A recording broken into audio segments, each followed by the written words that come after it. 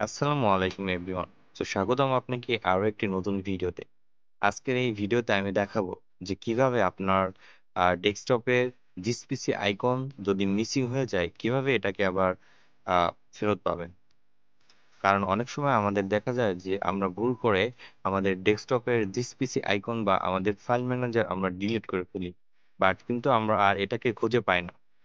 আজকের এই ভিডিওতে আমি স্টেপ বাই স্টেপ দেখাবো যে কিভাবে আপনার ডেস্কটপের মিসিং ডিসপিসি আইকন আবার ফেরত পাবেন।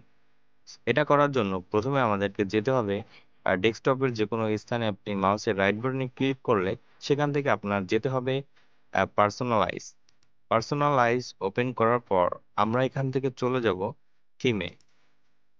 থিমে যাওয়ার পর ডান সাইডে আপনি দেখতে পাবেন ডেস্কটপ আইকন সেটিং। এখানে ক্লিক করলে যেহেতু আমার ডেস্কটপ আইকন অর্থাৎ আমার কম্পিউটার ফাইল ম্যানেজারটি মিসিং রয়েছে, এর কারণ হচ্ছে এখান থেকে টিক মার্ক অটোমেটিকলি রিমুভ হয়ে গেছে, যার ফলে আমরা ডেস্কটপে আমাদের ফাইল ম্যানেজার দেখতে পাচ্ছি না। এখান থেকে এটাকে চেক মার্ক দিয়ে অ্যাপ্লাই করতে হবে। অ্যাপ্লাই করার পর ওকেতে প্রেস করলে দেখতে পাবেন যে আমাদের ডিসপিসি আইকন এখানে চলে আসছে। এই সহজ উপায়ে আপনি চাইলে আপনার মিসিং হওয়া ডিসপিসি আইকন আবার রিকভার করতে পারেন। এই ছিল আজকের এই শর্ট ভিডিও।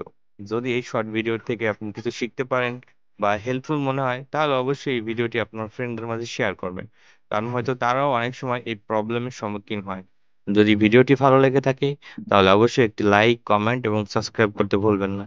ধন্যবাদ ভিডিওটি দেখার জন্য।